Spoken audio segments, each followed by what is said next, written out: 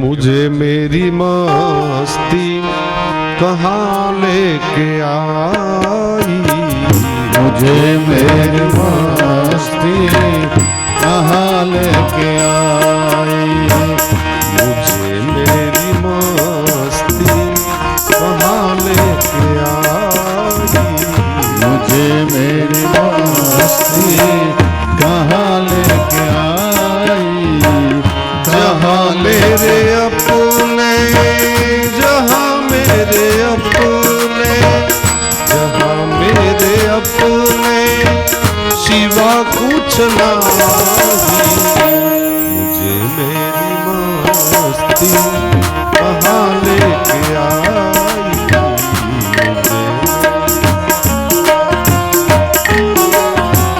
जहाँ मेरे अपने, जहाँ मेरे अपने सिवा कुछ नहीं, मुझे मेरी मस्ती कहाँ लेके आई, कहाँ लेके आई, कहाँ लेके आई। ये पर्दा दुई का हटा कर जो देखा, अरे दादुई का हटा कर तो देखा, ये पर्दा दुई का हटा कर जो देखा, अरे दादुई का हटा कर तो देखा। जय हो। अजब है ये मस्ती, अजब है ये मस्ती, सिवा कुछ नहीं, ये पर्दा दुई का हटा कर जो देखा, अरे दादुई का हटा कर तो देखा। बस में ही मैं हूँ, बस में ही मैं हूँ, बस में ही मैं हूँ, सिवा कुछ नहीं, मुझे मेरी मस्ती कहाँ लेके आई, कहाँ लेके आई। जहाँ मेरे अपने, जहाँ मेरे अपने है जहाँ मेरे अपने, हे सिवा कुछ नहीं, मुझे मेरी मस्ती कहाँ लेके आई, कहाँ लेके आई। जहाँ मेरे अपने, जहाँ मेरे अपने, जहाँ मेरे अपने सिवा कुछ नहीं, मुझे मेरी मस्ती कहाँ लेके आई, मुझे मेरी मस्ती कहाँ लेके आई। जहाँ मेरे अपने सिवा कुछ नहीं, जहाँ मेरे अपने सिवा कुछ नहीं, मुझे मेरी मस्ती कहाँ लेके आई, कहाँ लेके आई। વૃષભદેવજી મહારાજ વનની અંદર પરિવૃદ્ધ્યા કરતા હતા, એમાં એક વખતે દાવાગ્નિ લાગ્યો, વૃષભદેવજીનો દેહ બળવા લાગ્યો, પણ વૃષભદેવજીને ખબર નથી હો, આ છે અવધૂત અવસ્થા. દેહ હચોડો બળી ગયો, રાખ થઈ ગયો, પણ એનું મન તો પ્રભુમાં લાગી ગયું હતું, એને મૃત્યુની પણ સુધા નથી. આ છે અવધૂત અવસ્થા. હવે અત્યારે તો મોટા મોટા બંગલા બનાવીને બેઠા હોય, 80 લાખની ગાડીઓ હોય, પાછા કે અવધૂત બાબા છે. આ શું ધૂળ અવધૂત છે? કાંટો લાગે 3 દી રૂવે છે, એને અવધૂત ન કહેવાય સાહેબ. અવધૂત અવસ્થા આ છે જેને મૃત્યુની પણ ખબર નથી. મૃત્યોર બુદ્ધિનમ પદમ દત્વા, જે પ્રભુના ધામમાં પહોંચી જાય, જે પોતાના શિષ્યોનો ઉદ્ધાર કરી દે, એ અવધૂત અવસ્થા છે. વૃષભદેવજી અંતે પ્રભુને પ્રાપ્ત થઈ ગયા, અને એ વંશની અંદર સૌથી મોટા દીકરા હતા ભરત મહારાજ. એ પણ ઉત્તરાવસ્થામાં પોતાના પુત્રને ગાદી સુપ્રત કરી અલકનંદા નદીના કિનારે તપ કરવા ગયા હતા. તપ કરતા હતા, અર્ઘ્ય આપતા હતા. સવારના પોરમાં એક ગર્ભિણી હરણી ત્યાંથી પસાર થતી હતી. પાછળ સિંહ પડ્યો હતો. ડરમાં ને ડરમાં અલકનંદાને ઓળંગવા ગઈ. સામે પડી હરણી, પણ એ ગર્ભવતી હતી, પ્રસૂતિ થઈ ગઈ. એ બાળક નદીમાં પડ્યું, હરણીનું મૃત્યુ થયું. ભરતને થયું કે હવે આનું કોણ? આની માં તો મરી ગઈ, હવે આ બચ્ચાનું કોણ? બસ આનું કોણ એ જે શબ્દ છે ને એ આપણને બધાને મારી નાખે છે. આમાંથી ઊંચા નથી આવતા, નથી ક્યારેય ભગવાનને ભજન કરી શકતા. હો, તમારા ભાઈને મારા વગર દાળ ના ભાવે, આવું કહીએ છીએ કે નહીં? ભગવાન હાજા નરવા રાખે, પણ હવે એક દી આપણે જાવું પડશે. તેદી ભાઈ નું શું થાય? તેદી દાળ કોની ખાવા જશે? તમારા ભાઈને મારા વગર રોટલી ના ભાવે, અમારા કુટુંબમાં મારા વગર ન ચાલે. આવું અભિમાન કાઢી નાખજો. તેદી કોણ આવશે? અહીંથી કેટલા માંધાતાઓ વયા ગયા સાહેબ, એની રાખે ક્યાંય જોવા નથી મળતી. અને તોય આ સંસાર બરાબર હાલે છે. આપણે એમ કે મારા વગર કુટુંબમાં ના હાલે, આપણે નહીં હોય ને તેથી વધારે સારી રીતે ચાલશે. નડતર આપણે જ છીએ. આપણે નહીં હોય તેથી ખૂબ સુંદર ચાલશે પરિવાર. આ જગત કોઈનાથી ક્યારેય રોકાણું નથી. આ યુગાંતર વયા ગયા સાહેબ, હજી બધા વગર આ સંસાર ચાલે જ છે. એટલે હું કરું એ જ અજ્ઞાનતા. સકટનો ભાર જેમ શ્વાન તાણે. થાય તો માળા ફેરવી લેજો શ્રી કૃષ્ણ શરણમ. બાકી આવું અભિમાન રાખીને જીવવાની કોઈ જરૂર નથી કે મારા વગર ન થાય, આપણા વગર બધું સરસ થશે. આવું અભિમાન કાઢી નાખી. જો અહીંયા આવ્યા હતા હરી હરી કરવા, બરાબર ને? શું કામ આવ્યા હતા? આ ભરત રાજા શું કામ આવ્યા હતા? ગંડકી નદીના તીરે ભજન કરવા. હરી હરી કરતા હતા ના હરણમાં ફસાઈ ગયા. મનમાં થયું આનું કોણ? આની માં તો મરી ગઈ. હવે એને ન તાર્યા હોત, એ હરણના બચ્ચા ન લેવા હોત તો શું હરણનું બચ્ચું મરી જાત? જેને જન્મ દીધો ને એ જ મારીને તમારી રક્ષા કરે સાહેબ. જેને દાંત આપ્યા હોય ને ચાવવાનું આપે ને આપે, એની ચિંતા ન કરવાની હોય, એની ચિંતા ન કરાય. જેને જન્મ આપ્યો બધું આપશે. પણ આપણે તો એફડીયુ કરવામાંથી નવરાજ નથી થતી. એફડી માં સમજાય ને, બેંકના ખાતા જ ભરે રાખીએ છીએ. કોના હાટું? તો આ ફલાણા દીકરા માટે. દીકરા, અરે એને જન્મ લીધો છે, તમારા બાપે તમને શું આપ્યું તું? ઈ કયો તો કે કાઈ નહીં. બાપાએ નોખા કર્યા દીધી, કાંઈ હતું નહીં. તો આ ક્યાંથી આવી ગયું? એ તમારા ભાગ્યનું હતું, એ તમને મળી ગયું. તમારા દીકરા એનું ભાગ્ય લઈને નહીં આવ્યા હોય. સારા સાયન્ટિસ્ટો, સારા આધ્યાત્મિક જગતના વિદ્વાનો એમ કહે છે, દીકરાઓને દેવા હોય તો વધારેમાં વધારે સંસ્કારો આપજો, બહુ એફડીયુ ન દેતા. રિલાયન્સ વાળાના દીકરાને શું ખબર પડે ખેતી કેવી રીતે થાય? એને શું ખબર પડે પાણા કેમ ઉપાડાય, રેતીન તગારા કેમ દેવાય? એને ખબર પડે? એને શું ખબર પડે પૈસા કેમ કમાવાય? એ આપણા ગામડાના યુવાનોને ખબર પડે મહેનત કોને કહેવાય, પરસેવો કેમ પડે, બે રોટલા કેમ કમાવાય, ઘઉં કેમ પાકે, કેરી કેમ પાકે. આપણા બહેનોને પૂછો તો એને ખબર હોય છાશ કેવી રીતે બને, માખણ કેવી રીતે બને, ગાયોને કેમ દોવાય. એ રિલાયન્સ વાળાની વહુને થોડું આવડે?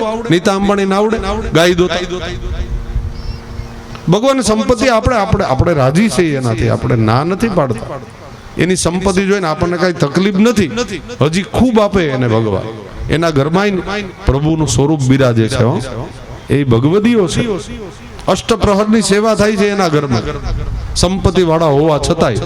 પણ મારો કહેવાનો મતલબ શું મહેનત કહેવાય, સંપત્તિ કેમ કમાવાય એ એને ન ખબર પડે. એનો વિષય નથી. મુકેશ અંબાણી સુધી બરાબર, પણ એના દીકરાઓને હવે ખબર ન પડે મહેનત શું કહેવાય, મજૂરી શું કહેવાય. એ તો જેને કર્યું હોય એને ખબર પડે. અને એ જે મહેનત મજૂરી કરીને આગળ વધે ને એને જ જીવન કહેવાય સાહેબ. બાકી તો હું ખાખ જીવન જીવે છે. એટલે આપણા મહાપુરુષો એમ કહે છે કે દીકરા દીકરીઓને બહુ સંપત્તિ નહીં, સાચા સંસ્કારો આપજો વારસા. સંપત્તિ તો ઈ કમાઈ લે છે જો સંસ્કાર હશે તો. ખાલી સંપત્તિ આપશો અને સંસ્કાર નહીં આપો ને તો તમે આપેલી સંપત્તિ ઈ ખોટા માર્ગે વેડફી નાખશે. સંસ્કાર નહીં હોય તો સંપત્તિનું શું કરશે? 5 કરોડ દઈ દો પણ ક્યાં વાપરવા એને ક્યાં ખબર પડે? સંસ્કાર જ નથી. એનું ઓઇલ મિલ બનાવાય એને ખબર તો પડવી જોઈએ ને. એટલે પછી ભેડિયો નાખીને બેહે એમાં ખોટ કરે. 5 કરોડ 2 મહિનામાં વાપરી નાખે. તમે આખી જિંદગીની કરેલી મહેનત ઈ એડે જાય છે. એટલે પેલા સંસ્કારો અને પછી સંપત્તિ આપો તો એ તમારી સંપત્તિ લેખે લાગશે, તમારી સંતતિ પણ લેખે લાગશે. ભરત મહારાજ આવ્યા હતા તપ કરવા, હરણમાં ફસાણા, અંતે તાવ ચડ્યો, હરણનું બચ્ચું તો વયું ગયું ટોળા ભેગું. આ હરી હરી કરતા હતા ને હરણ હરણ કરવા લાગ્યા. જો જન્મારો બગડી ગયો અને અંતે હરણમાં મોહ થયો. હરણ હરણ કરતા દેહ છોડ્યો એટલે બીજો જન્મ કેવો મળ્યો? હરણનો મળ્યો. પણ એ તો ભાગ્યશાળી રાજા હતો ભરત રાજા. એને આગલા જન્મનું અનુસંધાન હતું કે હું આગલા જન્મમાં હું ભરત રાજા હતો, ચક્રવર્તી સમ્રાટ હતો, મારું હરણને કારણે મોત બગડ્યું અને હું હરણ બન્યો, એટલે હવે મારે કોઈ ભૂલ નથી કરવી. માત્ર ભજન કર્યું, દેહ છૂટી ગયો. ત્રીજો જન્મ કાશ્યપ ગોત્રના બ્રાહ્મણને ઘેરે થયો. સૌથી નાનો દીકરો હતો. ભાઈઓ ભાભી કોઈ ગણતા ન હતા. ખેતરે મૂક્યો. ભાઈઓ કહે ભાઈ તું અહીંયા બીજા તો કોઈ કામનો નથી, તું પાગલ જેવો છો. રાજા બધું સમજતા હતા કે મારે પાગલ જેવું જ રહેવું છે, નહીતર તમે મને પરણાવી દેશો ને સંસારી બનાવી દેશો. હવે ચોથો જન્મ નથી લેવો, હવે વિમુક્ત થઈ જવું છે. એટલે પાગલ બનીને રહ્યા ભરત રાજા કાશ્યપ ગોત્રના બ્રાહ્મણના ઘેરે. કહે અહીંયા બાજરો વાવ્યો છે, હવે તું પક્ષી ઉડાડજે. ભરત કે કાંઈ વાંધો નહીં, તમે ઘેરે જાઓ. બેડા ઉપર બેસે અને બધા પક્ષીઓને બોલાવે, આવો આવો તમે બધા, રામ કી ચીટિયા રામ કા ખેત, ખાવો ચીટિયા ભર ભર પેટ. તમે રામના હું રામનો, આ ખેતર પણ રામ, આમાં હું શું કામ ઉડાડું? ખાઓ ખાઓ ખાઓ, હું તમારો તમે મારા. બધાને ખૂબ ખવડાવે. ભાઈઓ આવે વળી માર મારે. ભરત કે જે કરવું હોય તે કરો પણ હું પાપ નહીં કરું. એક વખતે ભદ્રકાલી માતાજીને નર32 ચડાવવા માટે થોડા કાપાલિક લોકો આવ્યા. 32 લક્ષણા જોઈને એ તાંત્રિકો આને લઈ ગયા. માતાજીને નર32 ચડાવવો હતો. ભરતને કઈ ફરક ન પડ્યો. સારું સારું ભોજન કરાવ્યું, માળા પહેરાવી. ભરત કે આજ કઈક દયા થઈ ઠાકોરજી, સારું સારું ભોજન મળ્યું. નહીં તો ઓલા ઉખેડિયા મળતા હતા ખીચડી, આજે સારું ભોજન મળ્યું, કઈક કૃપા થઈ. શણગારી લઈ ગયા વધસ્તંભ પાસે. કાપાલિક મસ્તક રાખીને જ્યાં મારવા જાય એ જ વખતે અષ્ટભુજા સાક્ષાત ભદ્રકાલી પ્રગટ થયા. પેલા કાપાલિકને માર્યો, બીજા તાંત્રિકો ભાગી ગયા. ભરતની રક્ષા કરી અને માં પાછા મૂર્તિમાં સમાઈ ગયા. ભરત એનો આભાર પણ નથી માન્યો. કાંઈ સારું કામે નથી કરવું, ખરાબે નથી કરવું, હિસાબ ચૂકતે કરવો છે આ જન્મમાં, એટલે ભગવાનનો લોક મળે. ભરત રોડ ઉપર ચાલ્યા જતા હતા. રહુગણ રાજા પાલખીમાં બેસી કપિલ મુનિના આશ્રમે સાંખ્ય શાસ્ત્રનું જ્ઞાન લેવા જતા હતા. ભરત પાસે પાલખી ઉપાડી પણ મકોડા કીડી જુએ તો ભરત રાજા કૂદકો મારતા હતા. રહુગણને માથામાં પેલો ધજાનો દંડ લાગતો હતો. રહુગણે કહ્યું આ કોણ છે? આને કહો સીધો ચાલે. રહુગણ બંને ની ચર્ચા થઈ, અંતે ઓળખ થઈ કે આ તો મહાપુરુષ, આ તો ચક્રવર્તી સમ્રાટ છે. રહુગણ રાજા પગમાં પડી ગયા. ભરત રાજા મને ક્ષમા કરો. બોલે ક્ષમા ન કરવાની હોય તો જ્ઞાની જ છો, ક્યાં જાશો? બોલે કપિલ મુનિના આશ્રમે. અરે પણ આમ પાલખીમાં બેસીને 4 જણા ઉપાડે ને જ્ઞાન લેવા જવાય? જ્ઞાન લેવા જવું હોય ને તો ચાલીને જવાય, તો જ્ઞાન પ્રાપ્ત થાય. ભરત અને રહુગણનો સમાગમ થયો, એક પલમાં મુક્તિનું દાન આપી દીધું રહુગણ રાજા. આ છે સત્સંગનો પ્રતાપ. રહુગણ અને ભરતનો સમાગમ થયો અને રહુગણને અંતે ભવાટવીનું વર્ણન કરી, 28 નરકનું વર્ણન કરી અને મહાત્માએ પંચમ સ્કંદને વિરામ આપી. છઠ્ઠો સ્કંદ એમાં અજામિલનું આખ્યાન છે. ષષ્ઠમ સ્કંદ એ પોષણ લીલા છે. અજામિલ નામનો બ્રાહ્મણ હતો.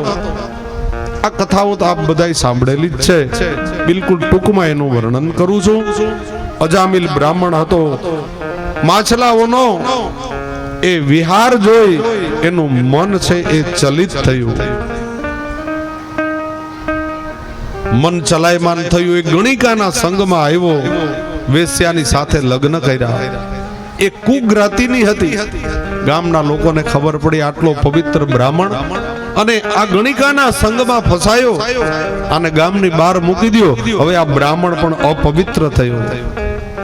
એટલા માટે આચાર્યો કહે છે, જન્મના જાયતે શુદ્ર કર્મેણેવા દ્વિજ ઉચ્યતે. બ્રાહ્મણના કુળમાં ખાલી જન્મ લેવાથી બ્રાહ્મણ નથી બનાતું સાહેબ.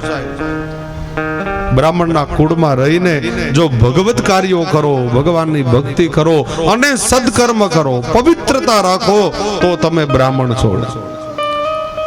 નહીતર આચાર્ય ચરણ મહાપ્રભુજી કહે છે, એના કરતા 100 ગણો સોપત સારો જે ભગવત ભક્તિ કરે છે. 10 ગુણ યુક્ત બ્રાહ્મણ હોય પણ જો વિષ્ણુની સેવા એટલે કે વૈષ્ણવ ધર્મને અંગીકાર ન કરે, પ્રભુની સેવા જો ન કરે અને પુષ્ટિ માર્ગની જો મેંડ ન સાચવે, તો એ બ્રાહ્મણ કરતા ઓલો સોપત 100 ગણો સારો છે જે પ્રભુની સેવા કરે છે. એ બ્રાહ્મણ કાંઈ કામનો નહીં જેનામાં વૈષ્ણવતાના ગુણ ન હોય, જેમાં સંતોષ નામનું સાધન ન હોય, જે બ્રાહ્મણમાં વિદ્વત્તા ન હોય, જે બ્રાહ્મણ પ્રભુગામી ન હોય, પ્રભુ સંબંધી ન હોય, એ બ્રાહ્મણના મુખથી ક્યારેય મંત્ર પણ ન સાંભળો. આટલી આજ્ઞા છે આપ વૈષ્ણવોની. 10 ગુણ યુક્ત બ્રાહ્મણ હોય પણ ભગવાનની સેવા ન કરતો હોય તો બધું નકામું છે.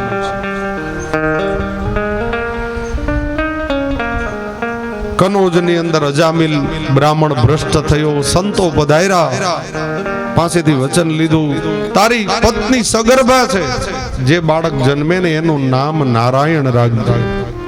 પ્રસૂતિ થઈ, બાળકનું નામ નારાયણ રાખ્યું.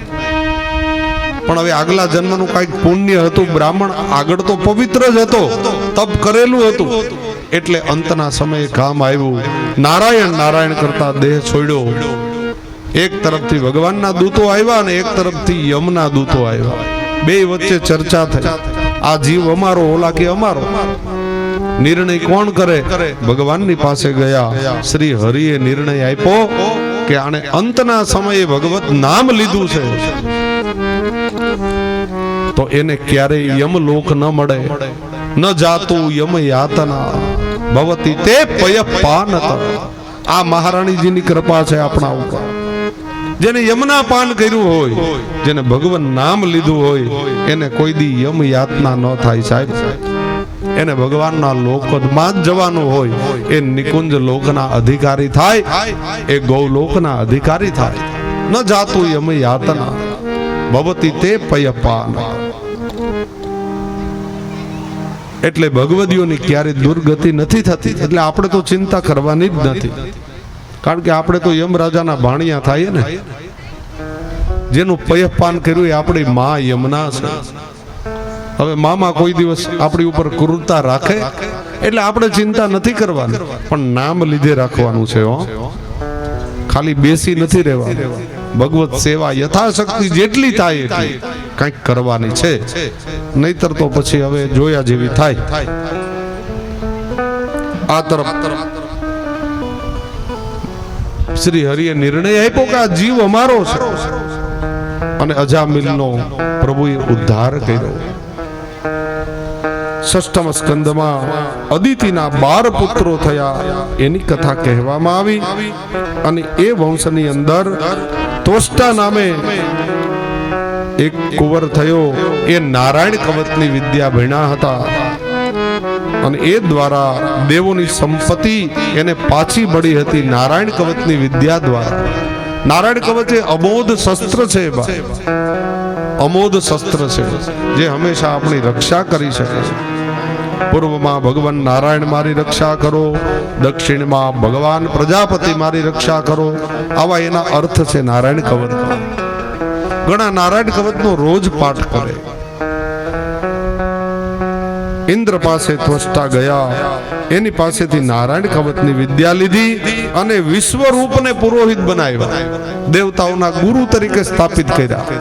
કારણ કે બૃહસ્પતિનું અપમાન થયું હતું એટલે ગુરુ તરીકેથી પદભ્રષ્ટ થયા. વિશ્વરૂપને દેવોના પુરોહિત બનાવ્યા, રાક્ષસોની સંપત્તિ લઈ અને એ ઇન્દ્રને આપતા હતા.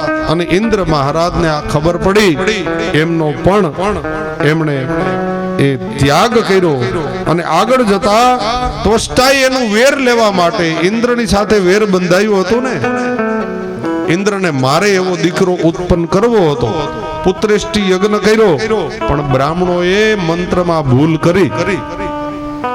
ખાલી ઇન્દ્ર એ રસ્વ બોલવાનો હતો, એને બદલે દીર્ઘ બોલાઈ ગયો.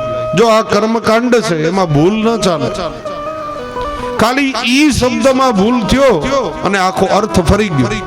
ઇન્દ્રને મારે એવો દીકરો ઉત્પન્ન કરવો હતો, ઇન્દ્ર શત્રુ વિવર્ધસ્સ સ્વાહા આ મંત્ર બોલવાનો હતો.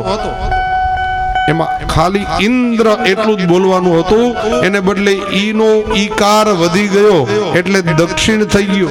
પૂર્વ બોલવાનો હતો, પૂર્વ પદમાં રસ્વ બોલવાનો હતો, એને બદલે દીર્ઘ થઈ ગયો ઇન્દ્ર. એટલે ઇન્દ્રથી મરે એવો દીકરો ઉત્પન્ન થયો અને ભયંકર રાક્ષસ વત્રાસુર પ્રગટ થયો. હવે આ વત્રાસુર કોઈથી મરતો નતો. ઇન્દ્ર મહારાજ થાકી ગયા ભગવાનની પાસે, શ્રી હરિને શરણે. પ્રભુએ કીધું કે એમ નહીં મરે, પૂર્વ જન્મનું બહુ તપ છે એનું, એ એમ નહીં મરે. તો કેમ મરે? થાન, ચોટીલાની પાસે થાન ગામ છે, એની બાજુમાં દધીજી ઋષિનો આશ્રમ છે. તું ત્યાં જા અને દધીજી ઋષિ એ બ્રાહ્મણ પોતાના બરડાનું હાડકું આપે, પછી વિશ્વકર્મા પાસે જા, એનું વજ્ર બનાવ અને એ વજ્ર લઈને મારી પાસે આવ. હું મારી વૈષ્ણવી વિદ્યા મૂકું તો એનાથી એનો વધ થાય. ઇન્દ્ર કે જાવ, કારણ કે ઇન્દ્રને જરૂર હતી, નહીતર ઇન્દ્રને મારી નાખે. ઇન્દ્ર મહારાજ દધીજી ઋષિની પાસે ગયા અને એ પવિત્ર બ્રાહ્મણે જગતના કલ્યાણ માટે પોતાના બરડાનું હાડકું આપી દીધું. એનો અર્થ થાય એને મરવાનું હોય તો જ આ બરડાનું હાડકું દેવાય ને. સમાજ માટે પોતાના દેહનું બલિદાન આપી દીધું. બ્રાહ્મણોએ બહુ બલિદાન આપ્યા છે. હો ભાઈ, અત્યારની પેઢીને ખબર નથી બ્રાહ્મણોએ શું બલિદાન આપ્યા.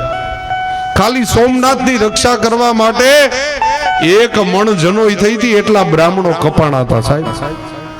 ધર્મની રક્ષા કરવા માટે બ્રાહ્મણોએ દેહનું બલિદાન આપ્યા. એટલે બ્રાહ્મણો પૂજનીય છે, એટલે બ્રાહ્મણો વંદનીય છે. આ પૃથ્વી જ બ્રાહ્મણોની હતી કે નહીં? હા તો પાડો. હવે અમે માગશું નહીં તમારી પાસે. હવે નહીં કઈ આ 25 વીઘા અમારી છે, પણ અમારા પૂર્વજોની હતી આ જમીન, આ ભૂમિ, પૃથ્વી, એ અમે તમને આપેલી છે. આ વાત સત્ય છે, શાસ્ત્ર સંમત છે. અને એટલા માટે દર વર્ષે બ્રાહ્મણોને બોલાવીને તમે આપો છો, ઘઉં આપો, માંડવી આપો, ગોળ આપો, કેરી આપો. એ શું કામ આપો છો? કારણ કે મૂળ એ પૃથ્વી બ્રાહ્મણોની છે, તમને વાપરવા આપી છે. હવે જોતી નથી, કઈ ચિંતા ન કરતા, પણ તમે બ્રાહ્મણોને આપો એમાં નવાઈ નથી, એની છે એટલે આપો છો. કહેવાનો મતલબ આ છે. એટલે બ્રાહ્મણો ગામના જે હોય ને દેતા રહેજો. મારે તો કઈ જોતું નથી, પણ બ્રાહ્મણોની સેવા પૂજા કરતા રહેજો, એમાં આપણું કલ્યાણ છે. લેહે થોડું ને આશીર્વાદ ઘણા બધા આપશે બ્રાહ્મણો, એટલે આપતા રહેજો. એનો નિર્વાહ એમાં છે, એટલે દેતું રહેવું. અહીંયા વત્રાસુરનો વધ કરવા માટે દધીજીએ પોતાનું હાડકું આપ્યું, વજ્ર બનાવી ઇન્દ્ર મહારાજની સામે લડવા આવ્યા. ભગવાને વૈષ્ણવી વિદ્યા પધરાવી. વત્રાસુરને ખબર પડી ગઈ કે હવે મારે મરવાનું છે, હવે નજીક આવી. એટલે ઇન્દ્રને કહ્યું, મહારાજ ઉભા રહો, હું મારા ભગવાનની સ્તુતિ કરી લઉં. 4 શ્લોકમાં ઇન્દ્ર મહારાજે સ્તુતિ કરી છે ભગવાન. ખૂબ સુંદર સ્તુતિ છે. એકાદ શ્લોક આપણે જોઈએ. અહમ હરે તવ પાદે કમૂલ દાસાનુદાસો ભવિતાસ્મિ ભૂય મનસ્મરે તામ સુપતેર ગુણાસ્તે ગૃણીતવાક મકરોતુ કાય અહમ હરે તવ પાદે કમૂલ. ઇન્દ્ર મહારાજની સામે ઉભા રહી વત્રાસુર ભગવાનની સ્તુતિ કરે. અહમ હરે તવ પાદે કમૂલ દાસાનુ દાસો ભવિતાસ્મિ ભૂય. હે પ્રભુ નારાયણ, હે પ્રભુ, મને તમારે જો કાંઈ આપવું જ હોય એટલું આપજો. અહમ હરે તવ પાદે કમૂલ.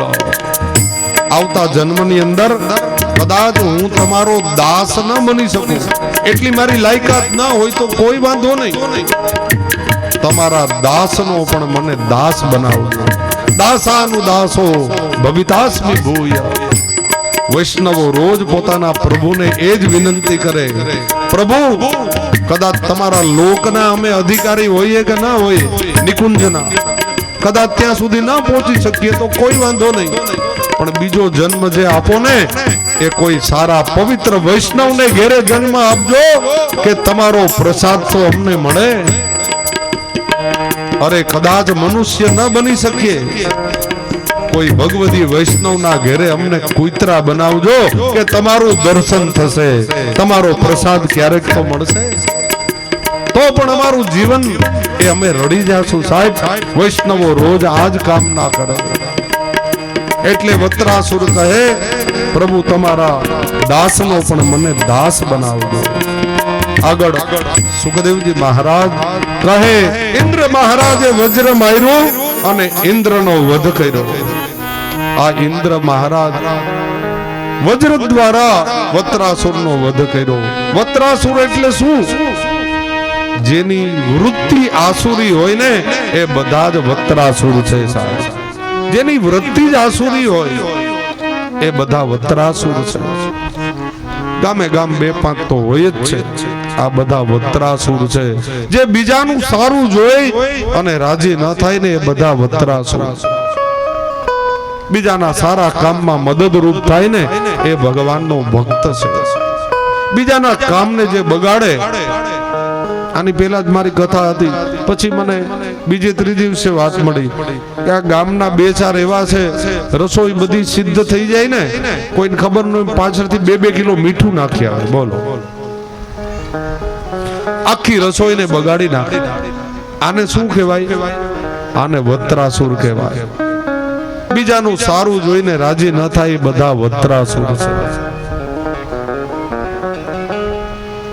વત્રાસુરે આગલા જન્મનો ચિત્રકેતુ રાજા હતો. 100 રાણી હતી, એકેય સંતાન નહોતું. નારદ ઋષિના આશીર્વાદથી એક દીકરો થયો, પણ નારદજીએ કહ્યું હતું, તને શોક, દુઃખ અને સુખ આપનારો પુત્ર થશે. કૃતજ્ઞુતિ નામની મોટી રાણી હતી, એને આ દીકરાનો જન્મ થયો હતો. બીજી 99 રાણીને એના તરફ દ્વેષ હતો કે દીકરો હતો જ નહીં રાજાને, દીકરો આવ્યો મોટી રાણી.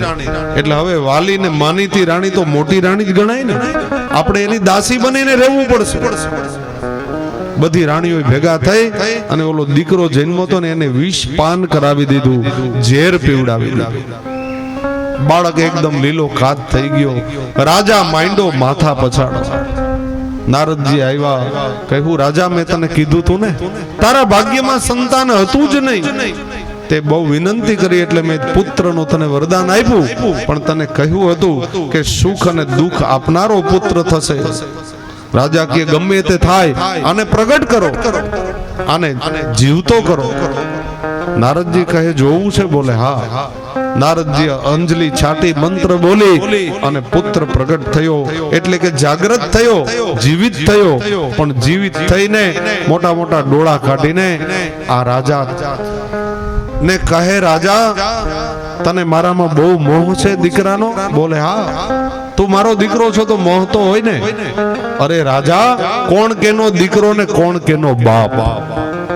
તને મારામાં આટલો બધો મોહ છે? હું આગલા જન્મમાં તારો બાપ હતો. આ જગત આવું જ છે હો ભાઈ. બહુ મોહ ન રાખવો પરિવાર. આમાં કોણ કેનો દીકરો હોય ને કોણ કેનો બાપ થાય એ તો પ્રભુની માયા છે સાહેબ.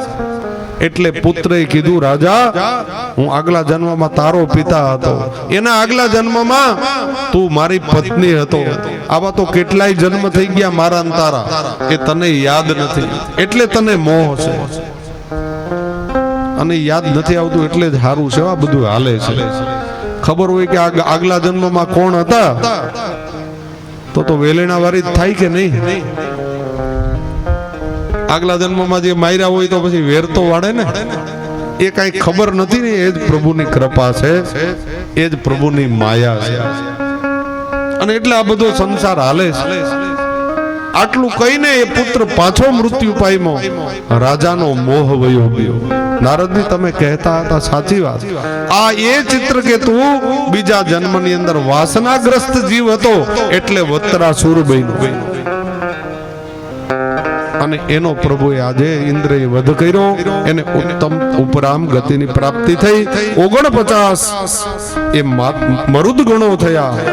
ઇન્દ્રએ માતાના ગર્ભમાં જઈ એના કટકા કર્યા. 49 એ મરુદ ગણો થયા. ખીરનો હોમ કરી બ્રાહ્મણોને જમાડવાથી પયો વ્રત આદિ ચાંદ્રાયણ વ્રતો પૂર્ણ થાય છે. એ કથા કહી મહાત્મા છઠ્ઠો સ્કંદને વિરામ આપે. હવે સપ્તમ સ્કંદ જેમાં નૃસિંહ પ્રભુ પ્રગટ થવાના. માત્ર 10 મિનિટની કથા છે, શાંતિ જાળવી રાખજો. અને તમે બધાય થોડો થોડો ટેકો દેજો એટલે થાંભલો વેલાહાર ફાટી જાય. કારણ કે સ્તંભ મારા એકથી તો ના ફાટે ને, તમે બધા મદદ કરશો તો વેલાસર ફાટી જશે. સપ્તમ સ્કંદ એ ઉતી લીલા છે જેને આપ શ્રી મહાપ્રભુજી વાસના પ્રકરણ કહે છે. શ્રી મહાપ્રભુજી 3 પ્રકારની વાસના બતાવે છે: સદવાસના, અસદવાસના અને મિશ્ર વાસના. જે હિરણ્યકશિપુ છે એ અસદ વાસનાનું પ્રતીક છે, પ્રહલાદ એ સદવાસના અને કયાદુ એ મિશ્ર વાસના. આ 3 પ્રકારની વાસનાઓમાંથી જો જીવ બહાર નીકળે તો પ્રભુ એને એનો બાવડું પકડી લે, તો પ્રભુ સુધી પહોંચી જાય. 3 પ્રકારની વાસના. મુલતાન પ્રદેશનો રાજા હતો હિરણ્યકશિપુ. હિરણાક્ષને માર્યો ને વરાહ રૂપ લઈને, ત્યારથી ભગવાન સાથે વેર બંધાયું હતું. વિષ્ણુ નારાયણે મારા ભાઈનો વધ કર્યો, હવે હું એને મારીશ ત્યારે મારી પ્રતિજ્ઞા પૂર્ણ થાય. હિરણ્યકશિપુ મુલતાન પ્રદેશ. મુલતાન ક્યાં આવ્યું? આજનું જે પંજાબ છે ને, બસ એ મુલતાન પ્રદેશ. ત્યાંનો આ અધિપતિ રાજા હતો. એક દિવસે તપ કરવા માટે ગયો, વનમાં બેઠો, માંડો.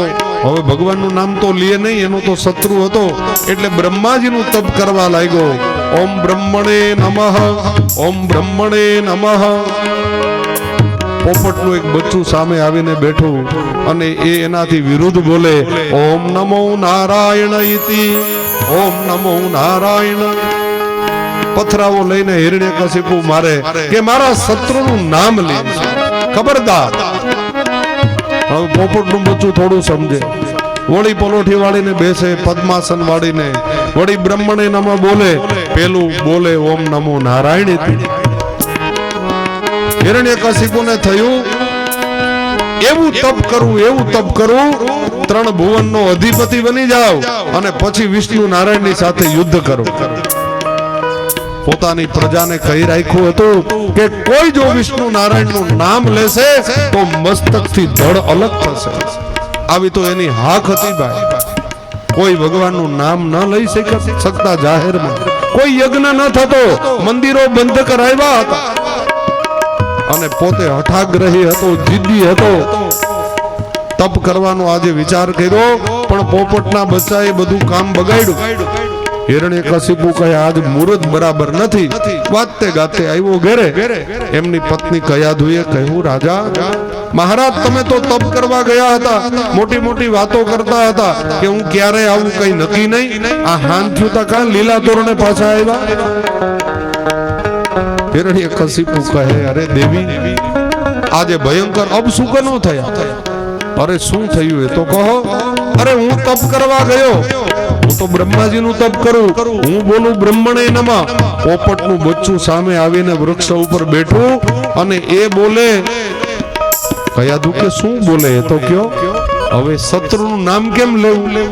એને જ ના પાડી હતી બધાને કે નારાયણનું નામ નહીં લેવા. હવે પોતે કેવી રીતે લે? કયાધુ કે ધીમે ધીમે બોલો ને, હું કોઈને કહીશ નહીં, ધીમે ધીમે બોલો. હિરણ્યકશિપુ કે પણ ઈ નામ મારે કેમ લેવું? અરે પણ શું બોલતા હતા એ તો કહો. પેલા તો પોપટનું બચ્ચું કોઈ દી બોલે જ નહીં. અરે દેવી બોલતું હતું પણ શું બોલતું હતું? કયાધુના મનમાં હતું કે આ પાપી રાક્ષસ જો પ્રભુનું નામ લઈ લે ને તો આનો ઉદ્ધાર થઈ જાય. કયાધુ બોલાવવા માંગતી હતી અને પરાયણે કોઈ ન સાંભળે ને એમ જલ્દી જલ્દી બોલી ગયો. પોપટનું બચ્ચું બોલતું હતું ઓમ નમો નારાયણીથી. કયાધુ કે કોઈ દી બોલે જ નહીં. ખોટી વાત. પોપટના બચ્ચા કઈ ભગવાનનું નામ લે? અરે દેવી બોલતું હતું, હું કઈ ખોટું બોલું એટલે તો ઘરે આવી ગયું. તો શું બોલતું હતું એ કયો. ફરી વખત બોલાવ્યું ઓમ નમો નારાયણથી. અને આવું કરતા કરતા હિરણ્યકશિપુ પાસે 108 વખત માળા પૂરી કરાવી. કયાધુને ખબર હતી આ કોઈ દી નામ નથી લેવાનો, આજ મોકો મળી ગયો. કયાધુ સારા સ્વભાવની હતી. હિરણ્યકશિપુ રાત્રિનું ભોજન કરી અને ગ્રસ્તાશ્રમમાં પ્રવેશ કર્યો. એ જ રાત્રિએ પત્નીની સાથે રહ્યા અને કયાધુના ગર્ભમાં એ વખતે જે બાળક પ્રસ્થાપિત થયું એ ભગવત ભક્ત બન્યું. એનું કારણ આ હતું 108 વખત ભગવત સ્મરણ કર્યું હતું. એ તેજ જે હતું ભગવાનનું એ કયાધુના ગર્ભમાં સ્થાપિત થયું અને એટલે પ્રહલાદ થયા. નહીતર આ થોરના ઝાડવામાં કોઈ દી કેરી ન આવે સાહેબ. આ તો હાથલીયા થોર હતા, આ તો રાક્ષસ કુળ હતું. એમાં ભગવાન ભક્ત કેવી રીતે પ્રગટ થયા? જેની વધાઈ કીર્તનો પણ આપણા પુષ્ટિ સાહિત્યમાં છે ભાઈ. છે ને? આપણા દરેક ઉત્સવ વખત આપણે ગાઈએ છીએ. તો હવે પ્રભુ પ્રગટ થવાના. હિરણ્યકશિપુ ફરી તપ કરવા ગયો. કેટલા વર્ષો સુધી તપ કર્યું. પાછળથી પ્રહલાદજી માતાના ગર્ભમાં હતા. ઇન્દ્ર મહારાજને ડર લાગવા લાગ્યો આનો બાપ આટલો ભયંકર તો ઉદ્રસ્ત બાળક છે, કેવડો રાક્ષસ થશે. અપહરણ કરીને મારવા માટે કયાધુને લઈ જતા હતા. નારદજી સામે મળ્યા. નારદજીએ કહ્યું અરે ભાઈ ક્યાં લઈ જતા? કયાધુ બોલે આને મારવા માટે. કેમ? અરે આનો બાપ આટલો રાક્ષસ મોટો, આ બાળક એનાથી વધશે. નારદજી કહે ઇન્દ્ર ચિંતા ન કર, કયાધુના ગર્ભમાં છે ને એ તો ભગવાનનો પરમ ભક્ત છે, એની ચિંતા ન કર. નારદજી પોતાના આશ્રમમાં લઈ ગયા. 6 મહિના સુધી બ્રહ્મ વિદ્યાનું જ્ઞાન આપ્યું કયાધુ. અને એટલા માટે માતાના ગર્ભમાં રહી અને પ્રહલાદ ભગવાનની બ્રહ્મ વિદ્યા શીખ્યા હતા. એટલે ભગવાનના ભક્ત બન્યા. આજનું સાયન્સ પણ આ વાતને સાચી કહે છે. જ્યારે ગર્ભાવસ્થા હોય ને બહેનોએ ભગવાનના ચરિત્રો હરિવંશ શ્રીમદ ભાગવતજી મહાપ્રભુજીના 16 ગ્રંથનું અધ્યયન કરવું જોઈએ તો એ બાળક ભગવદીય જીવ બને ભાઈ. તમે સિરિયલો જુઓ તો પછી એવા બને. પછી આપણે એમ કઈક છોકરા બગડ્યા, બગાડવામાં આપણો જ ફાળો છે. એ વખતે ફિલ્મો જોઈએ એની અસર બધી બાળક ઉપર થાય છે. આ પરમ ભગવદી ભક્ત બન્યો. પ્રહલાદજીના જન્મની કથા કહેવામાં આવી. બ્રહ્માજી પ્રગટ થયા, હિરણ્યકશિપુને કહે માગ તારે જે જોઈએ. હિરણ્યકશિપુએ કહ્યું એક જ વરદાન આપો, હું કોઈનાથી ન મરું એવું વરદાન આપો. બ્રહ્માજી કે ઈ મારા ખિસ્સામાં જ નથી, કારણ કે 100 વર્ષ થાય ને એટલે મારે વિદાય થવું પડે, તો હું તને અમર કેમ બનાવી દઉં? બ્રહ્માજી ને જવું પડે 100 વર્ષે, તને અમર કેમ બનાવ? એ વરદાન નહીં આપું, બીજા માગ. બોલે તો 10 વરદાન આપવા પડશે. બોલે 10 માગી લે. બોલે એમ નહીં, એક કાગળ ને કલમ લ્યો અને લખતા જાઓ. એના 2 કોપી કરજો, એક તમારી પાસે ને એક મારી પાસે. મને દેવતાઓનો બહુ ભરોસો નથી, તમે ખોટું બોલી નાખો તો મારા તો વરદાન જાય ને. બ્રહ્માજી પાસે 2 કોપી કરાવી, લખતા જાઓ. પેલું વરદાન આપો, હું મનુષ્યથી ન મરું અને પશુથી ન મરું. બ્રહ્માજી કે તથાસ્તુ. વરદાન બીજું, શસ્ત્રથી ન મરું અને અસ્ત્રથી ન મરું. બ્રહ્માજી કે તથાસ્તુ. વરદાન ત્રીજું, દિવસે ન મરું અને રાત્રે ન મરું. બ્રહ્માજી કે તથાસ્તુ. તથાસ્તુ નહીં, લખો. હા ભાઈ લખી દઉં, લાવ. બ્રહ્મા કોપી કરતા જાય, લખતા જાય 2 કાગળ. ઘરમાંય ન મરું, બારે ન મરું, પૃથ્વી ઉપર ન મરું, આકાશમાં ન મરું, દિવસે ન મરું, રાતે ન મરું, નરથી ન મરું, પશુથી ન મરું. બ્રહ્માની સૃષ્ટિની બહારનું હોય ને તો ભલે, બાકી બ્રહ્માની સૃષ્ટિમાં કોઈનાથી ન મરું. બ્રહ્માજી કહે તથાસ્તુ. બધા જ વરદાનો લઈ બ્રહ્માજી વિદાય થયા. હિરણ્યકશિપુ જાણે કોઈ મોટું કામ કરીને આવ્યો હોય એમ પોતાના નગરમાં પ્રવેશ કર્યો અને એવી ધાક બેસાડી. દેવ મંદિરો બંધ કર્યા, યજ્ઞ કુંડો તોડી નાખ્યા, બ્રાહ્મણોને મંત્રો બોલતા અટકાવી દીધા. ભગવાનના વૈદિક કર્મો બંધ થયા એટલે દેવતાઓ બધા માંડ્યા પીડા પામવા. યજ્ઞ દ્વારા દેવતાઓ પુષ્ટ થાય, સેવા દ્વારા દેવતાઓ પુષ્ટ થાય. દેવતાઓ માંડ્યા નબળા પડવા, કારણ કે કર્મકાંડ બંધ થયા, મંદિરો બંધ થયા, દેવ યજ્ઞો બંધ થયા, શ્રાદ્ધ બંધ થયા. હાહાકાર મચાવ્યો. 5 વર્ષના હવે પ્રહલાદજી થયા. સન્ન અને આમર્ક નામના વિદ્વાનો હતા, રાક્ષસી વિદ્વાનો બ્રાહ્મણો. એક કુલ ગોર હતા, એના પાઠશાળામાં ભણવા મૂક્યા અને ભણીને જ્યારે આવે ત્યારે હિરણ્યકશિપુ પૂછે, બેટા પ્રહલાદ, તારા ગુરુજનોએ તને શું શીખડાવ્યું? બોલે શ્રવણમ કીર્તનમ યસ્ય શ્રવણમ પાદ સેવનમ. આ 9 ભક્તિ અમને શીખડાવી. હિરણ્યકશિપુને ભયંકર ક્રોધ ચડે, એને મારે. પ્રહલાદ, તું આ મારા પરમ અજાત શત્રુનું તું નામ ન લે. પ્રહલાદજી કહે, પિતાજી સુધરી જાઓ, હજી સમય છે, સુધરી જાઓ. બોલે નહીં, એનું નામ ક્યારેય નહીં લઉં અને તને લેવા નહીં દઉં. સન્ન અને અમર્કને જઈને ખીજાય. ગુરુજી શીખડાવે, પ્રહલાદ બોલ એકડે એક. પ્રહલાદ કે એકડે એક. બોલ બગડે 2. પ્રહલાદ કે ઈ નહીં બોલું. પ્રહલાદ બગડે 2 નહીં બોલ. નહીં, એકડે એક બરાબર છે. બગડે 2, આઈનું બગડે ને વાનું બગડે, ઈ મારે નથી કરવું. ઈ તમે બોલો બગડે 2, તમારું ભલે બગડે, મારે 2 નથી બગાડવા. મારે એક બરાબર છે, મારા શ્રી હરિ. એક સુધારી લ્યો ને, એક સાધે સબ સધે, સબ સાધે સબ જાય. એકને સુધારી લ્યો એટલે બધું સુધરી. બગડે 2 કરશો ને તો બધું બગડી જશે સાહેબ. બોલે એકડે એક બરાબર. મારા માટે મારા પ્રભુ એક જ બરાબર. સંડ અને અમર્ક બહાર ગયા, બધા મિત્રોને ભેગા કરી પ્રહલાદ પ્રભુના નામની આજ જ્યોત જલાવે. શ્રીમન નારાયણ નારાયણ હરિ હરિ. શ્રીમન નારાયણ નારાયણ હરિ હરિ. શ્રીમન નારાયણ નારાયણ હરિ હરિ. શ્રીમન નારાયણ નારાયણ હરિ હરિ. तेरी लीला सबसे न्यारी न्यारी हरि हरि.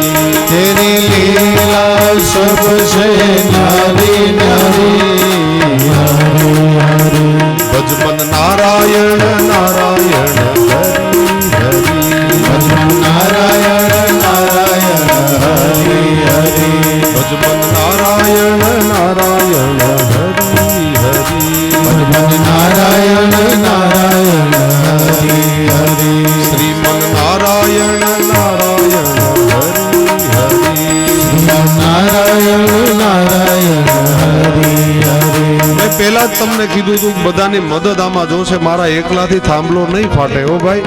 જરાક તાલી પાડીને જોરથી બોલો તો થાંભલો તરત ફાટી જાય. નુરસિંહ પ્રભુ પ્રગટ થઈ જાય તો આ કથાને વિરામ આપી. એટલે જરાક જોર લગાડો બધાના સહિયારા પ્રયાસથી પ્રભુને પ્રગટ કરીએ.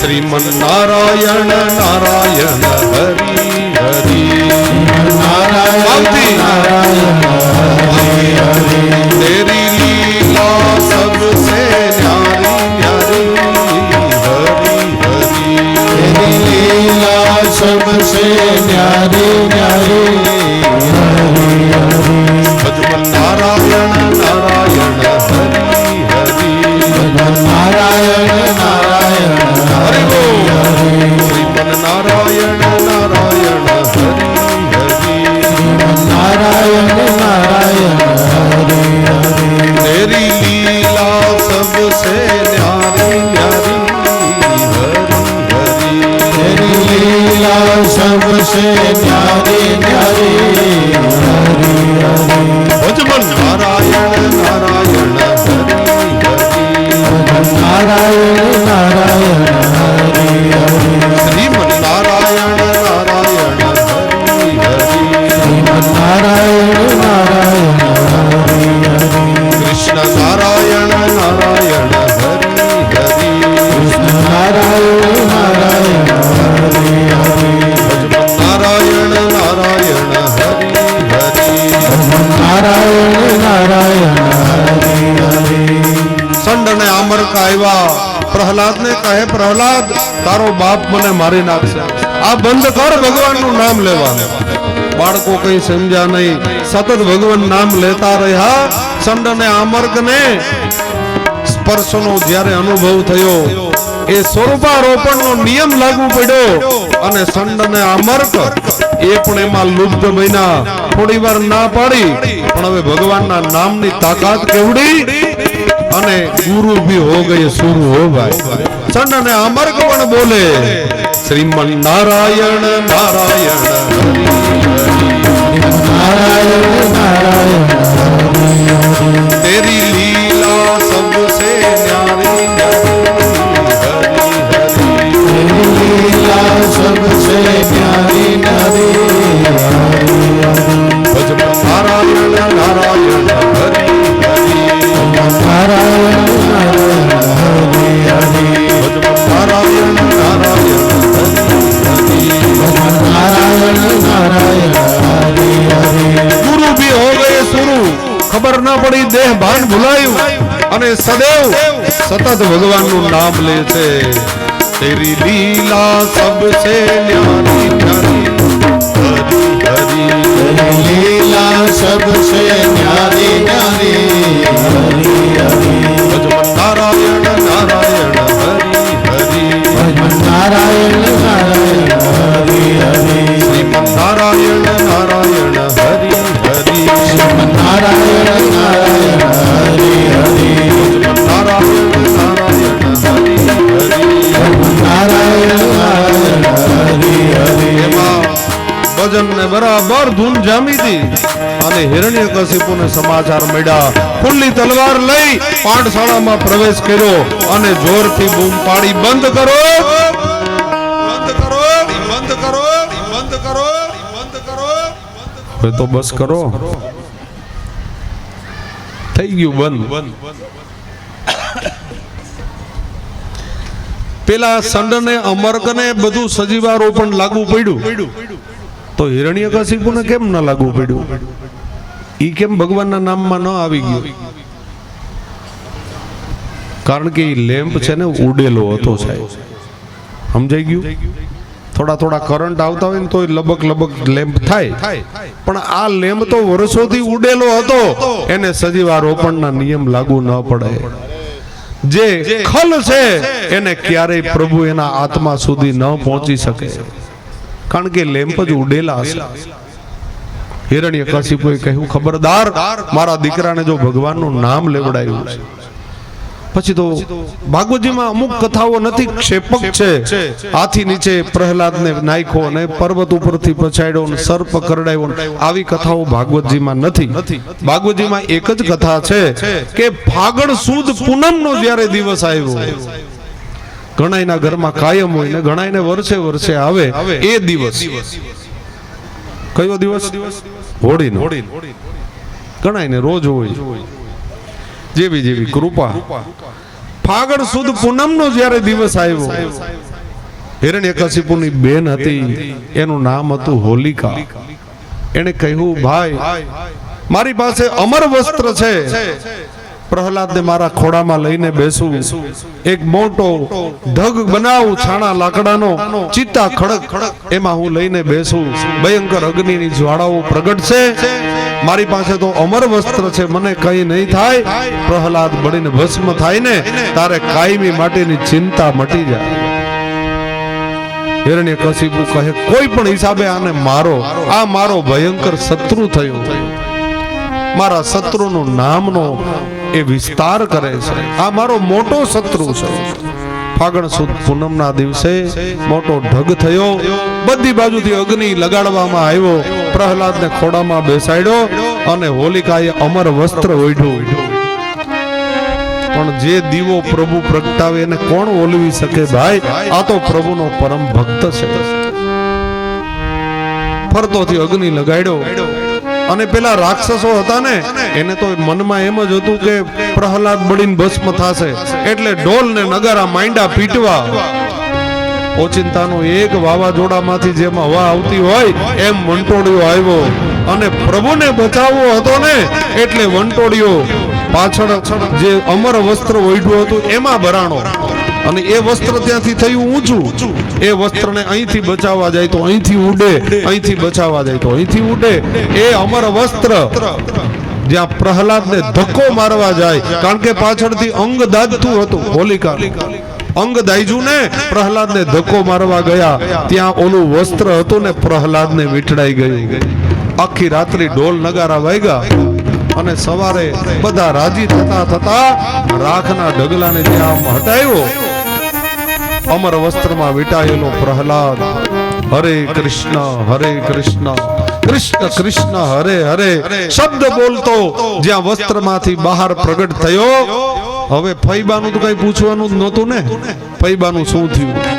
અચ્યુતમ કેશવ, ફૈબાનું શું થયું પૂછવાની જરૂર જ નહોતી. એટલે જે રાક્ષસો હતા ને એને એનો શોક મનાવ્યો. કાળા કાળા રાખ હતી ને એકબીજાના મોઢા ઉપર લગાડી, અને ત્યાં ભગવત ભક્તો જે હતા, વૈષ્ણવો હતા, એ હવે ખુલ્લા પડી ગયા કે હવે ડરવું નથી હિરણ્યકશિપુથી. પ્રહલાદની જેમ રક્ષા પ્રભુએ કરી એમ આપણી પણ રક્ષા કરશે. હવે ભર મેદાનમાં આવી ગયા અને ફૂલ ડોલનો ઉત્સવ મનાવવામાં આવ્યો. ત્યારથી આ પરંપરા શરૂ થઈ અને આપણા ભગવદીઓ વધાઈ કીર્તન લખે, અપનો જન પ્રહલાદ ઉગાયરો, અપનો જન પ્રહલાદ. એના માટેના કેટલાય કીર્તનો બન્યા. સમય અભાવે આપણે કથાને વિરામ તરફ લઈ જાવી છે, પુષ્ટિ પ્રભુને પ્રગટ કરવા છે. અને એમાં વૈશાખ સુદ 14 નો દિવસ આવ્યો અને એ દિવસે સાયંકાલ લગભગ થવામાં હતો. હિરણ્યકશિપુ પ્રશ્ન કરે છે, પ્રહલાદ હજી તું સુધરી જા, હજી હું કહું એમ કર. પ્રહલાદ કહે, પિતાજી તમે સુધરી જાઓ, સુધરવાની તમારે જરૂર છે. મારા પ્રભુને હજી માની લ્યો તો બચી જાશો.